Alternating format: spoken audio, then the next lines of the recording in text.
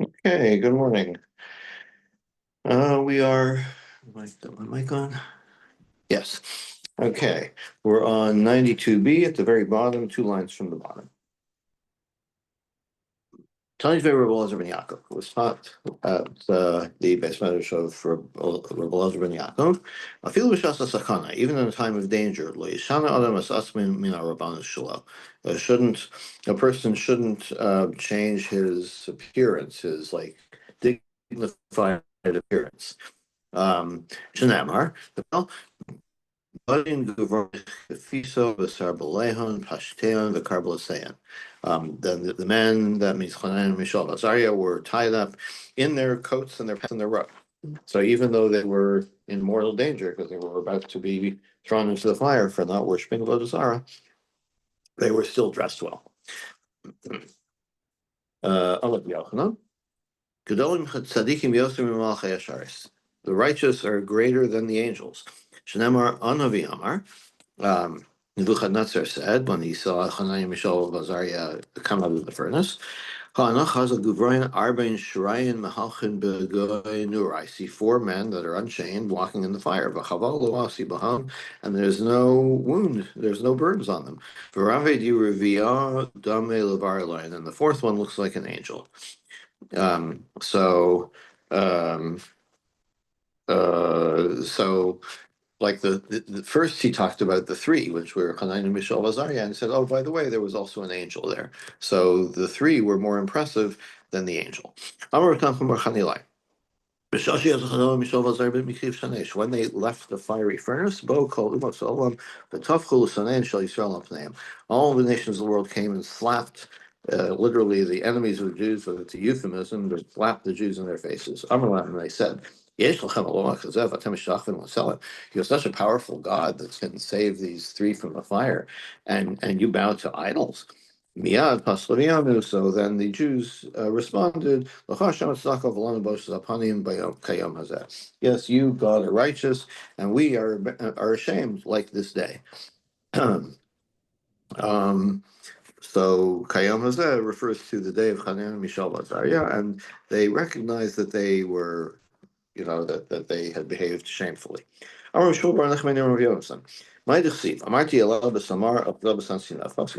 says, I will be raised up through the palm tree, but I will only take hold of the branches. Amarti Alav Samar, I was raised through by the palm tree. Elu Yisrael, this is the Jewish people. V'achshav lo olabiyadi el samsam nachas shel Hananiah Mishael Azariah. So God says, I raised the whole Jewish people, but all I have now is this little branch with only these three, Hananiah, Mishael, Azariah, that I have, that are worth anything. Because all the rest of the people, succumbed to Nebuchadnezzar and his idol worship. Amar Rabbi Yochanan, this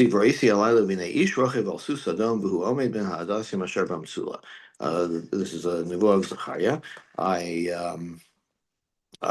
saw the night. There was a man riding on a red horse, and he was standing among the hadassim, the myrtle branches, in the pool. My What does this all mean? So what does it mean I saw in the night? God wanted to return the whole world to darkness, right? To night, when everyone was worshiping idols. But then there was a man riding on a red horse, and Ish is God. Hashem Ish Milchama, God is a man of war from the Shira. Hashem Shmo, God is his name. Al Susadam, wise God riding on a red horse, because God wanted to turn the whole world into blood, in other words, to destroy it. But when he saw these three that refused to worship Avodah Zarah, even at the risk of their lives, he chilled out. God chilled out. But he's standing, the end of that pasuk is he's standing among the myrtle in the pool. So Ein Hadassim al Tzadikim. Hadassim refers to the righteous. Shenemar Vahi Omen is Hadassah, Esther's name, right? Mark, I was raising Hadassah, which was another name for Esther, and Hadassah is, of course, the same word as Hadassim, myrtles. Vein Mesula al Bavel, and Mesula, what is the pool that the myrtles are standing in, that Tzadikim are standing in? That's Bavel, Shenemar. Haomer Latsula Charvi V'Narosayach Ovish. I'm God who says to the Sula, to the depths of the ocean, dry up, and I'll dry your rivers. So the Sula is like the ocean or a pool of water. Miyad, and that's referring. I'm sorry, and that's referring to Bavel. So Bavel is the pool in our analogy. Miyad Malaim Rogas Nasim Sarukim Vadumim. So those people who were very angry, when you get angry, you get red faced. Nasu Levanim, they became white. They became pale again. Amar Papa. Shmamina Susya Chivra Mali L'chalma. That shows you that a white horse is a good sign. If you have a dream about a white horse, that's a good dream. Rabbanon Lehechazel. So these rabbis, meaning Hananiah, Mishael, Azariah, what happened to them after they came out of the fiery furnace? Amarav, but Ayin Hara Mesu. They died through the evil eye. In other words, they uh, I'm not sure exactly what this means. It might mean that they became haughty. They survived the fiery furnace. Maybe it went to their heads. But there's various other explanations what this means, that they died by an hara. Shmuel Amar Baroque Tavu. They're drowned in spit. What kind of spit? So, maybe they were we referred to earlier that the Umas Olam were mocking or were abusing the Jewish people. Maybe all the spit that they emitted drowned Hanani Mishael Azariah. Which, if that's what it means, then it's like, even though they were righteous, it wasn't sufficient. The fact that the whole people was worthy of or was unworthy affected them as well. Um, What does it mean when Rashi says "Shu mistaklim bahem"? Or they were looking at them. Shehayu to mehen bahem tamhen. I don't know what that word means. Tamhen bahem. Ayin ra. Kamain means pale. Let me see if I've got the right Rashi here. Kumain, blah, blah, blah, blah, Rabban Lecha Nozlu, Ayin Hara, Shavisan, I'll show you Tamehin. Oh, Tamehin, because they were wondering about them. Like everybody would look at them because they were like, how did these people make it out of the fire? Right. Litmoa is to ask a question or to Right. wonder. Tell it more. Rashi says not here, but bitmia means to be amazed, to be surprised. Right, exactly. So the idea is that everybody was staring at them wherever they went, and that's the Ayin Hara. Like they couldn't, their death came about because of their celebrity status, we might say. It was too much for them. Uh-huh. And then he Uh, goes on, Baruch Tavu, yeah, V'oto Shirakaku Umot Olam Yisrael. yeah, the spit that everyone spat at the Jewish people because they, as we said before, they mocked and said, like, you have such a great God that can save people from the fire, and you abandon God for Avodah Zarah. Like, what's wrong with you? Uh-huh. Rabbi Yochanan says what happened to them. Oh, Eretz Yisrael, v'nasu nashim b'holid banim u'banos. They made Aliyah to Eretz Yisrael, and they got married, and they had children, which is interesting because it's the same thing we said about the dry bones, right? If you recall from yesterday or the day before. Um, what happened to the people who were resurrected by Yechezkel. So one view was that they made Aliyah and they had children and wives and children. Um, and so here we're saying the same thing. Even though these Hanani, Mishael, Azariah, they didn't die, but certainly it was a near-death experience, and they went on to lead normal lives. Ketanai, and this machlokas is reflected in the Mishnah. Rabbi Elazar Omer Bayan Haramesu, Rabbi Shua Omer Barok Tavu V'cham Omrim Ol Eretz Yisrael V'nasu Nashim V'Holi Dvarim Banu. So we're just quoting Mishnah saying the same thing. Shenamar, but here the Mishnah has a proof text. Shemana. This is a nevuah from Zechariah. Yes, from Zechariah. Shmana Yoshua Kohen Gadol. This is in one of the Haftarahs that we read, so it might be familiar. Listen, Yoshua, the high priest. Ata Barecha Yoshim Lefanecha Ki Anshe Mofes Hema. You and your friends that are sitting with you, you are miracle men. Ezeim Nashim Shanasalan Lopez, who are the miracle men? Habi Omer Zechanan Mishal Vazaria. So, in other words, like Yeshua Kohen the Gadol, that and Zachariah were in Eretz Yisrael. So, the fact that if we say that he was sitting with Hananiah, Mishael, Vazaria, guess what? That means they moved to Eretz Yisrael and presumably had the wife and children. But Where is Daniel the Mishnah? hechanasa. Where is Hmm. this? It says Ketanai, Rabbi Eliezer Omer, and so forth. Where's that Whereas Mishnah? it's probably a brisa. So Right. the brisas are only oral. We Okay. don't have a written Right. record of the Okay. So brisa. that's a bright. Yeah. For Daniel hechanasa, what happened to Daniel? Like, why wasn't he there? Like, he was a tzaddik, right? He was not willing to worship um, idols.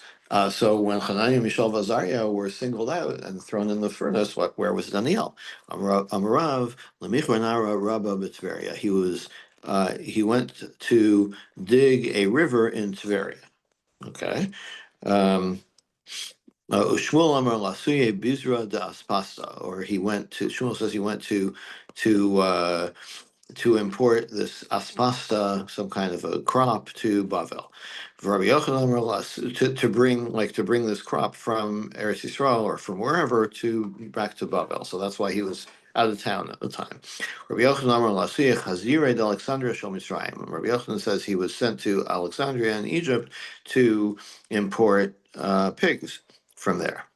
Gemara says, "Any is it cannot be Vatanya," but we have a brisa. Todos harofe Amar Todos.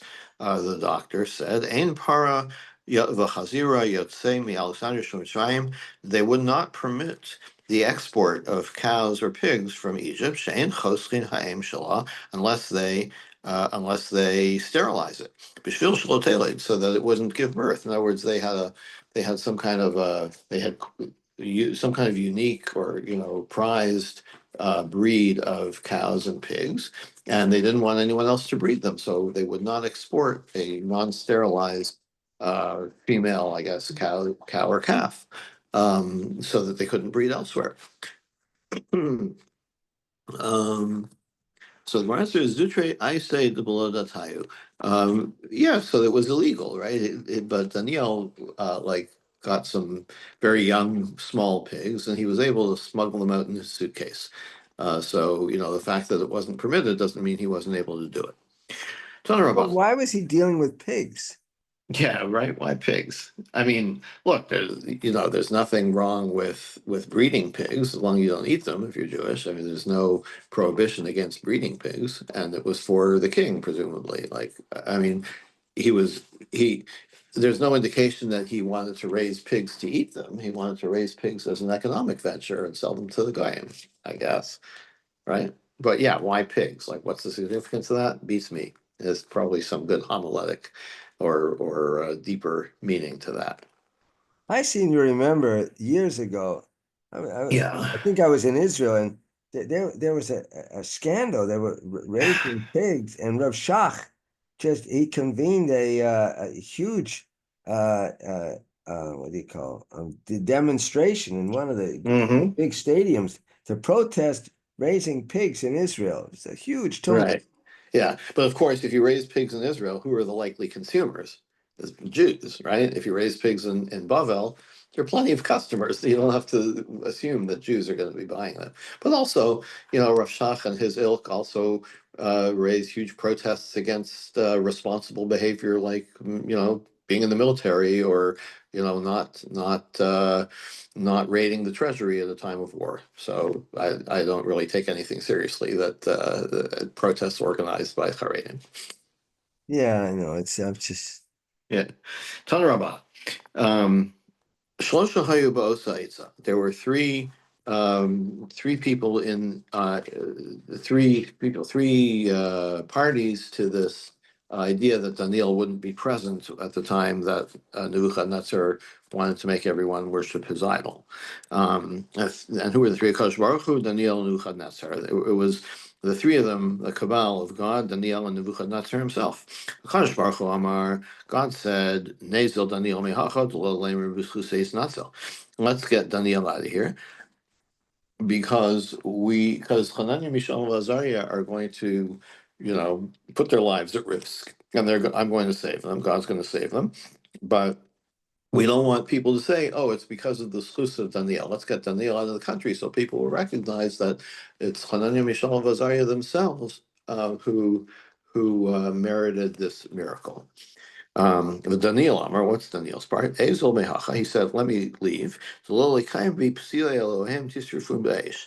Um, so that like I myself will not become an idol. So apparently, um, the Gemara will come to in a minute that Nebuchadnezzar, once Daniel was saved from I guess from the lion's den, Nebuchadnezzar started to worship Daniel as a god. So Daniel says, "Oh, I don't want to be a god because then I'll be, subject to the death penalty. So let me escape from Babel."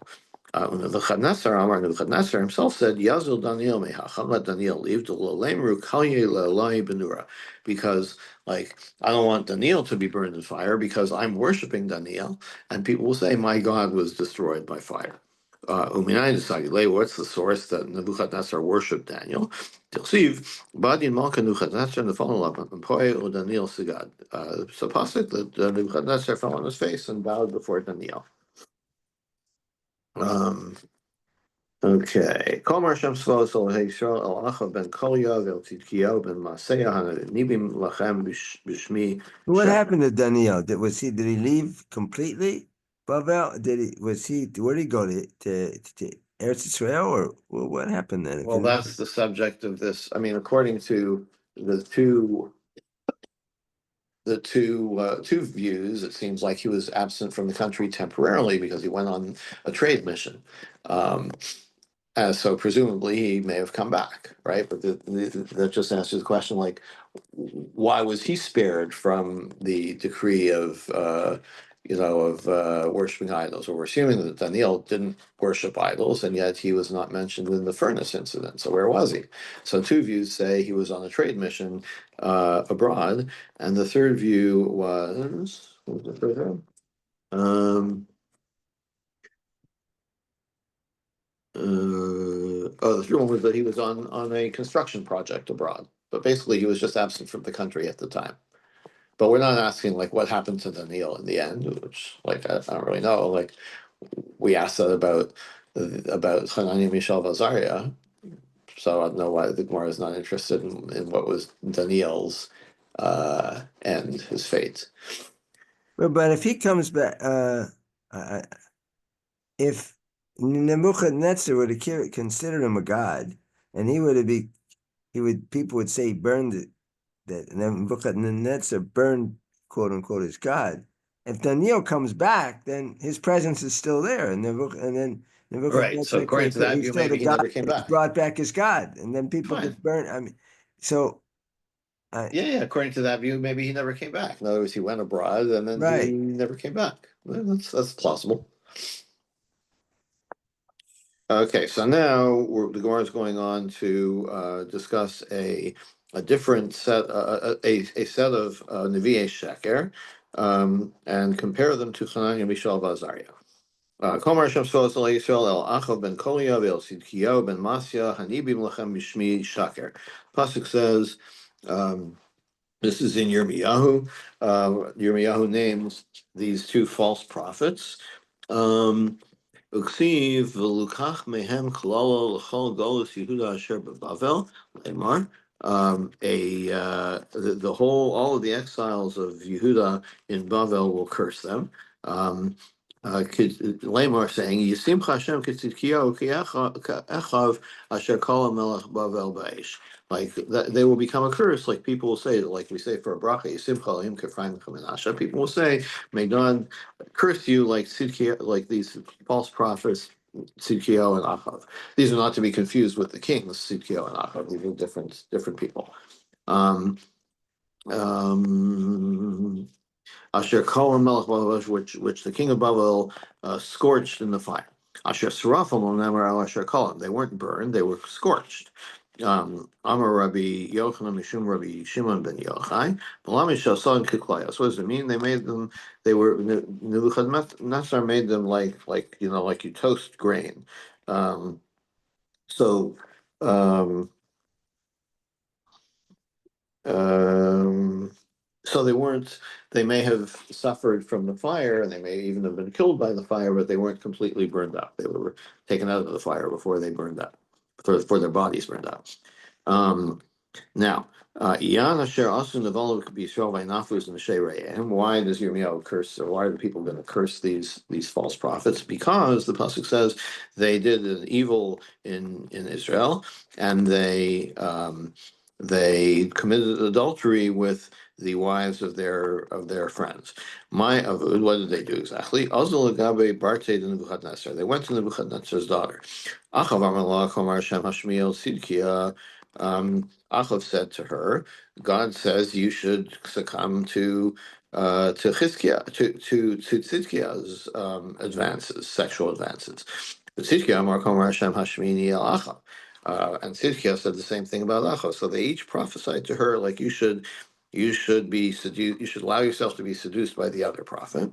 Um, so she went to her father Nebuchadnezzar and told her, Amalai said, Elohim Shalelu Sonei Zimahu. Now, this doesn't make sense because the God of the Jews, he doesn't like sexual immorality. So it's like, don't believe these prophets. When they come to you again, send them to me, says Nebuchadnezzar. So he came to her again and tried to seduce her, and she sent them to her father. Amalu, he said, who told you this prophecy? Amalu, he said, God. Hananiah, Mishael, Azariah, Shaltinu, B'Yarmali Aser. He said, but wait a minute. I asked the Shaila of Hananiah, Mishael, Azariah if it's permitted to commit this, to be sexually loose, and they said no. I'm lame, so they said, "Anan nami nevei b'kavasai." So what do you? Don't listen to them. We're also prophets, and we're telling you different. What do you do, Lamar Lahu? What do you know? God didn't tell this to Hananiah, Mishael, Azariah, but He told it to us. Amalu, so he said, Ana be'ina de evdivkinchu. I'm going to test you. Let's see if you're really true prophets. In other words, I'm going to throw you into the furnace too. Well, that doesn't prove anything. They were three and we're only two, so collectively they have more merits than we could have, so that we might get burned anyway. This doesn't make a lot of sense because, like, just divide it by two, right? And divide the other one by three, but whatever. Amar Louis said, okay, pick a third person, take anyone you want, and we'll throw you all three in together. Then you have the same chance as Hananiah, Mishael, Azariah. We'll see if you get burned. Amru Yeshua Kohen Gadol. So we choose Yeshua, the Kohen Gadol. Savre, Lesa Yeshua, because they thought Yeshua Kohen Gadol, he's a very righteous person, so his merit will save us as well. Achsiu, so they brought him, Yeshua, Shadinu, and they threw them in the furnace. Inhu Iklu. Achav and Sidkia, the false prophets, were burned, were scorched. Yeshua and Gadol, Icharuche Mane. Yeshua, only his clothes were singed. Shanamar Vayareis, Yeshua Kohen Gadol made Lefnei Malach Hashem. Going back to the other prophecy we saw before in Zechariah, Yeshua Kohen Gadol was standing before the Malach, and he has Uksiva Hashem, and it says, Uksiva Yomer Hashem Satan Yigar Hashem B'cha Satan Haloza Ud Mutzal Meis. It refers to Yeshua as an ember saved from the fire. Meaning, Amarle, Nebuchadnezzar said to Yeshua, Yadana Tzadikat, I know you're a tzaddik. Elamai Tama Ahanya Bach Purtanura. So, like, you know, if you're such a tzaddik, how come your clothes got singed? Hananiah, Mishael, Azariah, Hanya, Klal. The other three, Hananiah, Mishael, Azariah, they came out completely unaffected. Their clothes and all. How come your clothes got singed? Amalei. So he answered, because they collectively, there were three of them, and they had great merit, and I'm only one. Amalei, Avram Yachin.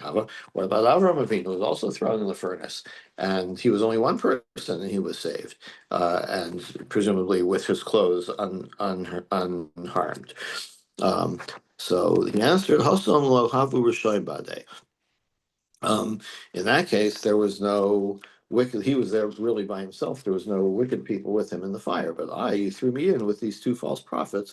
So there, the fire was not permitted to touch him at all. You threw me in with these two false prophets. So the fire had more power over me. So I didn't get burned, but my clothes got singed. I had every issue. What people say, Trey ude yeveshe v'chad retiva. Ogden Yuveshe L'Retiva. If you have two dry logs and one damp log, then they're all going to burn, right? The damp log will also burn because of the dry logs around it. My Tommy Ganish, what was Yeshua's punishment? Like, well, for what was he punished? Now, this is a little strange because we just said that it wasn't because of Yoshua, it was because of the other two, but maybe this is just like a way that Yoshua deflected the question. But the Gemara still thinks that Yoshua had some kind of flaw that he was punished for, that he wasn't burned, but at least his clothes were singed. Amar of Papa, because his sons married improperly, married women that were not permitted or appropriate for Kohanim, and he didn't stop them. Shenamar v'Yeshua Lavush Begadim Sayim, because in that same nevuah, Yeshua was wearing dirty clothes. How come he was wearing dirty clothes? These clothes signify that he had this flaw, and the flaw was that his sons married inappropriately, and that's why those clothes were singed. Even though he himself, even though generally speaking, he was a tzaddik of his own comportment. Amar Talmud Darash Bar Kapar B'Tzipari, or Bar Kapar taught in Tzipari. Ma'idchsiv Sheish Asarim Ha'ela Nasanli. Now we're going to Ruth, and when Ruth first encountered Boaz, he gave her a gift to take home of 6 barleys. So my sheish asarim. What do you mean 6 barleys? Elam sheish asarim mamash. You just mean like 6 kernels of barley. So v'chidarko shel Boaz litem matana sheish sarim. Boaz is really wealthy. He's giving her like 6 pieces of grain. Like that's nothing. That's like almost even insulting, right? What kind of gift is that? Ela sheish sein. So maybe it means 6 bushels of barley. V'chidarko shel isha litel sheish sain. How could she carry them all home? 6 special bushels of barley. So she carried them home to her mother-in-law. Ela Ramaz law. It wasn't a a gift of substance. It was a symbolic gift. Shasidin shisha banim latzais mimenu shemisbarachim b'sheish brachos. It was a gift that blessed her or indicated that she would have 6 descendants, each of which would have 6 brachos. Ve'eluhein, who are the 6 descendants? David, Mashiach, Daniel, Hanani, Mishael, Azariah. How do we know? David Vayana Chad Me'anarim Vayomer Hine Ra'isi Ben Liyishai Beis Halachmi. So what? I mean, we know the Gemara is taking for granted that these were all descendants of Rus, right? David, we know that's is explicit in the Megillah, in Megillus Rus, and Moshiach. The tradition this comes from the descendants of David. I don't know where we get the idea that Daniel, Hanani, Mishael, and Azariah were descendants of Rus, but we're taking that for granted. But what were the 6 blessings that each one was granted? So about David it says, I've seen the son of Yishai, I mean David, Yodea Nagain.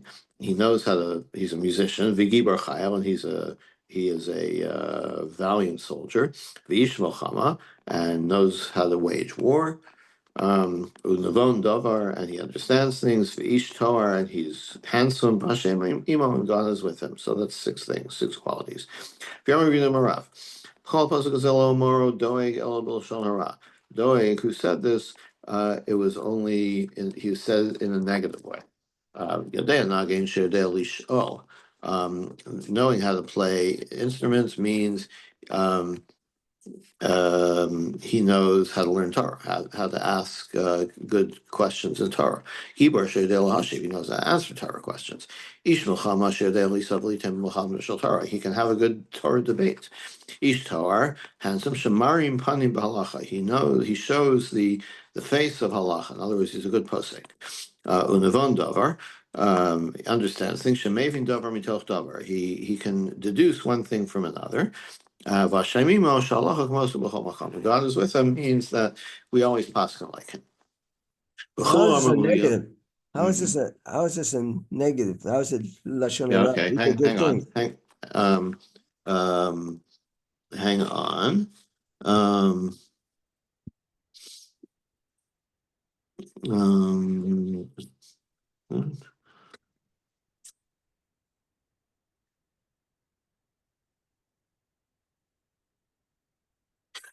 So so the perhaps Rashi that says this, but perhaps it means, as we'll see in a minute, that they're trying to compare him. Doeg's trying to compare him to Yonasan, Shaul's son, to get Shaul to be jealous. So hold on, then we'll see it right now. Oh, Rashi does say שהיה מספר בשבחו של דוד כדי שיקנא בו Right. שאול ויהרגהו.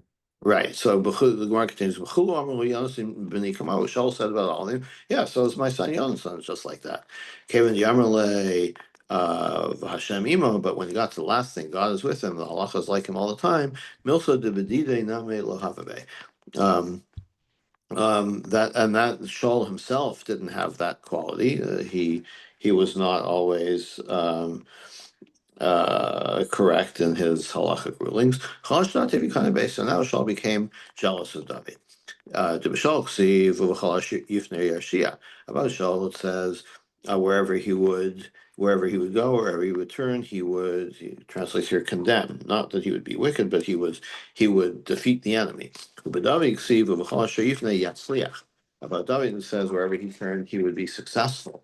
So being successful is a, a better description than Yashia. Than it's like it's trying to say the same thing, but it uses a word that is more positive for about David. Okay. We know in the Doeg Haba. Now, how do I know that this person in the court, in Shaul's court, that said these things about David was Doeg? Here it says one of the Narim, the boys. Biyuchad Shabanarim, meaning the outstanding one. Uksiv Hasam v'sham ish me'avdei Shaul bayom ahu netzar l'fnei Hashem u'shmo Doeg Adom yabir ha'roim asher v'Shaul. Referring to Doeg, he calls him the head shepherd, right? So if the one who spoke in Shaul's court was a distinguished person, it must have been Doeg because he was a distinguished person. Mashiach. Okay, so that's the 6 blessings for David. What about Mashiach? Yosiv, v'nochal ruach Hashem, ruach Chachma ruach Eitzah Gvura, ruach Das, v'yiras Hashem. It says about the future Mashiach is in the Nevuah in Yeshayahu. The Spirit of God will rest on him, wisdom, insight, counsel, strength, understanding, and fear of God. So there's 6 things. Now, and it also says that V'haricho b'yiras Hashem, he will be inspired with the fear of God. Amar Rabbi Alexandri Malamed Shehit Ino Mitzvos V'Yisurim Karechaim means that God loads up on the Mashiach mitzvos and suffering like a millstone. Rav Amar Demorach V'Dayin. Rav says no, it means V'haricho means he like from reach. A scent, a smell. He sniffs and he judges. In other words, he can sense, like he can just like without even before he examines the halachic ins and outs of anything, he can sense who is a righteous person and who is not. You'll see but he won't judge by what's just like apparent. He will judge righteously the poor and the humble. Okay. Bar Koziva Malach Tartin Shninu Palga. Returning to another false messiah. Bar Koziva, he ruled the people for 2.5 years. And he said to the rabbis, I'm the Mashiach. They said, but Mashiach siv demorich v'dayin. We just had this pasuk like you should be able to just sense who is in the right. Let's see if you can do that. When they saw that he couldn't do that, they killed him. So that's pretty. So I guess for presenting himself as a false messiah, he was put to death. Daniel, Hananiah, Mishael, Azariah, Dichsiv, Behu. So now the going back to the six blessings. How do we know that Daniel, Hananiah, Mishael, and Azariah all had six blessings? It's written about them. Asher ein behem kol mum, v'tove mara. They had no blemish, and they were handsome. Umaskilin b'chol chachma. They were very wise. They were successful in wisdom. V'yodei das. They knew. They had a lot of knowledge. Umavine mada, and they were they were perceptive. V'asher koach b'hen lamod behechal hamelech u'lamdom sefer l'shon kazdim, and they had the strength to stand in the king's chambers and to teach in the language of the locals of the Kazdim. So my Asherim ben Mum, what does it mean they had no blemish? Rav Barabi Chanina, Afilu Kiriva de Kosilta Lo Havaba. They didn't even have as much as the cut of a lancet. So this apparently is referring to bloodletting, which was the common cure for everybody. Whoever had any health problem had to undergo bloodletting, and these guys were so healthy that they never even needed bloodletting, so they had no wounds from that. What it means they had strength to stand in the king's chambers.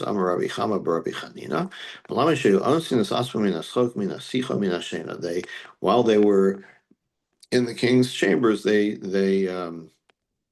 forced themselves not to laugh, not to have conversations, and not to sleep, and also not to relieve themselves in the presence of the king. So that was the strength that they had. So it's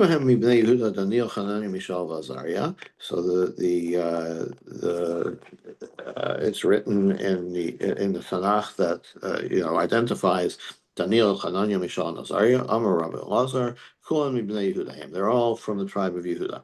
Rabbi Shmuel Achmeni Amar Daniel mibnei Yehuda. Daniel was from Yehuda. Hananiah, Mishael, and Azariah, Mishar Shvatim. But Hananiah, Mishael, and Azariah were from others. So this is obviously different than what we saw before, that they were descendants of Ruth, because Boaz was from Shevet Yehuda, so all his descendants would have been from Shevet Yehuda. So then, Rabbi Eliezer, if he says they were from Yehuda, that would be from the So lineage of that would, Boaz. or yeah, Support it could Boaz. be. It's not necessarily, but it would be in accord with that which we just saw, that they were from Boaz. If they were from Yehuda, they could have been from Boaz. If they were not from Yehuda, clearly they were not from Boaz and Ruth. Okay. Umi banecha asher yasu mimcha asher tolmi yikachu vayusar isin be'echal melech Babel. From your children that will come from you, they will become sarisim. They will become eunuchs in the palace of the king of Babel. My sarisim. What does it mean, eunuchs? Rabbi Amar sarisim mamash. Like literally, they were castrated. For Rabbi Chanina Amar shenistarsa avodah zara b'yameim. No, it doesn't mean that they were eunuchs. It means that the avodah zara was castrated, as it were, was cut down to size, we might say, in their time, by the miracle that was performed for them. B'shalom on the Amar Sheni starts avodah zara b'meim. Okay, I understand that latter one. Haynu d'chsiv v'chaval lo asi b'han. So all right, so they had no wounds. Because the wounds, the castration was experienced by the avodah zara, not by Hananiah, Mishael, and Azariah. But but if you say that they themselves were eunuchs, how can you say there were no wounds? No, it doesn't mean they had no wounds. It means there were no wounds from the fire. Doesn't it also say that even the smoke of the fire didn't, they didn't have any smell, or they weren't smoky smelling. So, um, so, so that somehow, I'm not clear on this, but somehow that would indicate that they had no, when it says they had no wound on them, wouldn't that, like, so they were untouched by the fire, because it says they didn't even smell smoky. right? So when it also says they had no wounds, it means that they had no wounds at all, even from previously. Or it says lo chavla v'lorecha, lo chavla v'lorecha. No, it means it still means from the fire. No, not a good deduction. Um, So they this could is, well have been wounded beforehand, and it's just talking about that they didn't get burned by the fire. or that there was not even an effect from the reach of the fire. Yeah, so what we're coming up with is saying, yeah, that they weren't burned by the fire, and they also didn't smell smoky from the fire, right? But if this was the Manda Omer that says that they were Sarisim Mamash, Mhm. how did how does that how does that shtim go with the Manda Omer that says they went up to Eretz Israel and had children? Ooh, good one. I like that. That's a great question. I didn't even think of that. Okay, well, yeah. So these are all guns. So maybe he didn't agree with that one. But yeah, good point. Or maybe they were miraculously healed. I don't know. Very good. Now, Bishlam on the Amar Shani starts Avodah Zarah B'Meim. Yeah, so if you want to say that that referring to them as sarisim means just that the Avodah Zarah became a saris and not them themselves, so that's fine. Hainu d'chsiv, Komar Hashem sarisim asher yishmur sab sosai. So in what is this from Yeshayahu? I think we read this on fast days.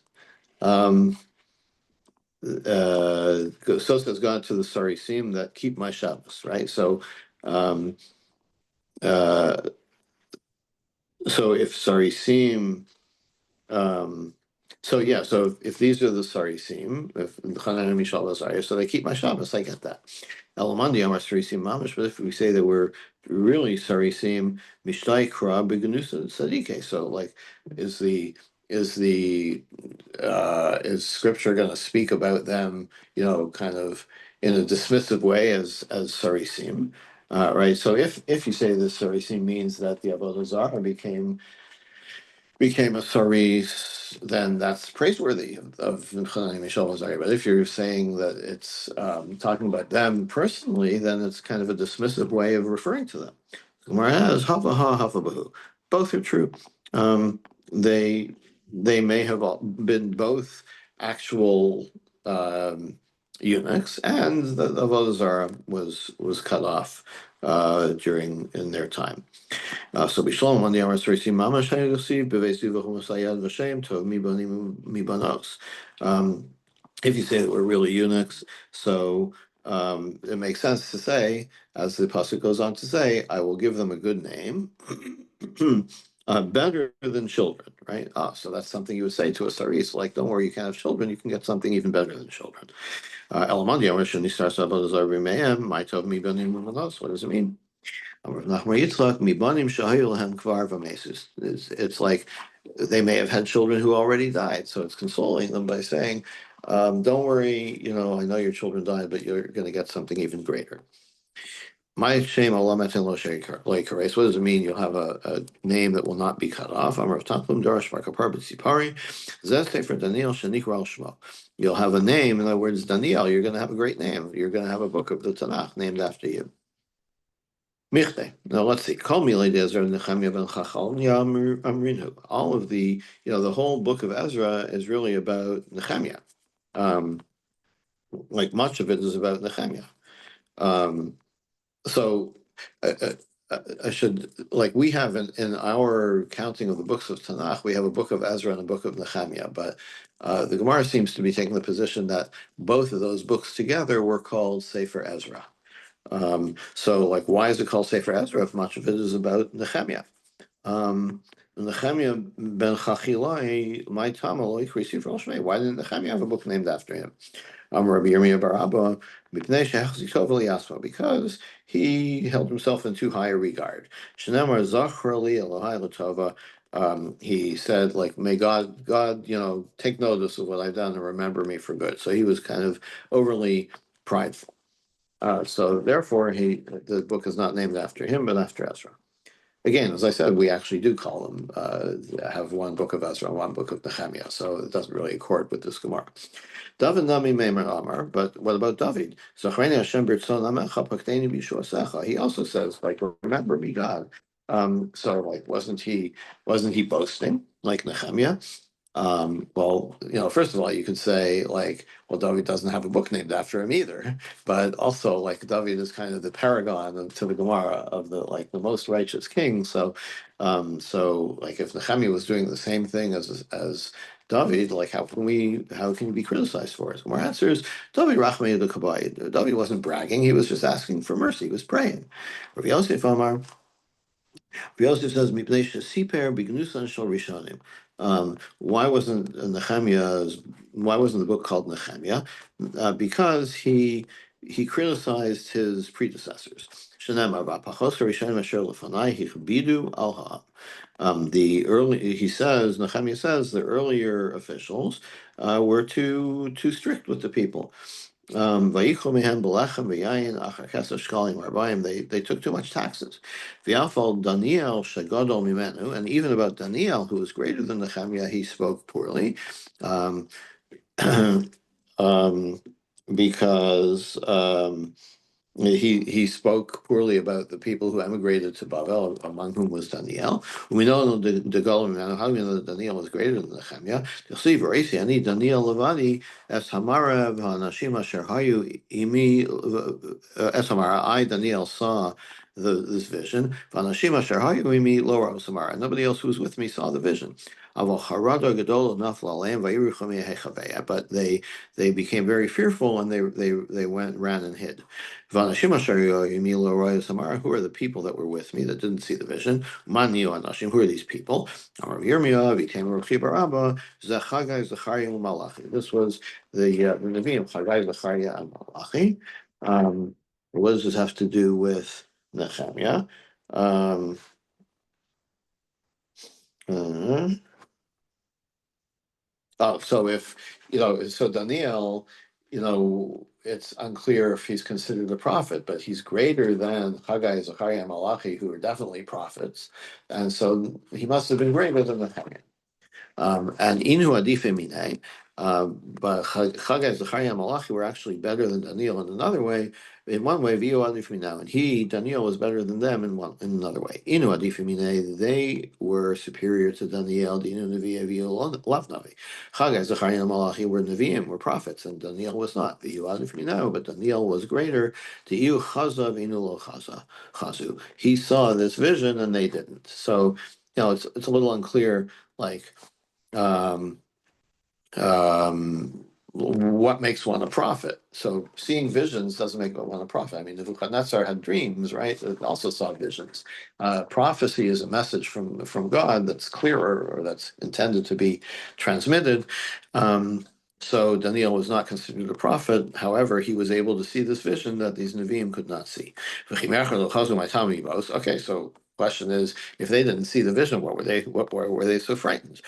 Even though they didn't see anything, their muzzle saw this. What does that mean? It's like their spirit, they sensed it somehow. Maybe it's some malach that's associated with them. In other words, I guess, we would say that they sensed something, but they couldn't see it. They just became filled with fear, without seeing what they were afraid of. Amar Avina Shema Mina Haman Mavis. You can learn from this that if you become afraid of something, even though you didn't see anything to be afraid of, your muzzle sensed that there was something to be afraid of. My takante, and so what are you supposed to do about it? Linshuf miduchte arba garmide. Jump 4 amos from where you are. So in other words, you're in a place where there's danger that you can't sense. So go 4 amos away. Iname, or likre kriya shema, or read the Shema. But if you're in a place where there is where a dirty place where you're not allowed to read Shema, say the following: Iza deve tabcha shemina minai. The goat in the abattoir is fatter than I am, like the three billy goats gruff. They're like, you don't want to eat me. My brother is fatter than me, and he's coming down You want to eat him, you want to wait for him instead. So try to avoid whatever danger there is that way. And we will stop here, and David will pick it up tomorrow. Isn't there a Sefer Daniel? There is a Yes, there Sefer is Daniel. Sefer Daniel. Yeah, So isn't it yeah. So we're considered saying what? isn't it considered one of the prophets then? No, not necessarily. I mean, Esther was Esther considered a prophet? I don't think so. No. Uh, was let's see, who else? Um, um, Ezra, Nehemiah. Well, Nehemiah was definitely not considered a prophet, and in our tradition, there is a book named after Nehemiah. So just having a book named after you isn't isn't indicative of being a prophet. Okay, but Nehemiah here in this Gemara, okay, Yeah, according to this, yeah, this Gemara doesn't have a book called Nehemiah. So both books are considered the book of Ezra. True. okay, but Nehemiah here considered himself greater than David, right? Or he Yeah, said, he was boastful. He was boastful. Um, yeah. So, even and though, that's one of the reasons that the Gemara advances that he that in the Gemara's view he doesn't have a book named after him. wait, because he said negative things about Daniel. Yeah, he was more boastful. Yes, and he thought he was greater than Daniel. Right. Okay. Okay, have a good day, everybody. All right.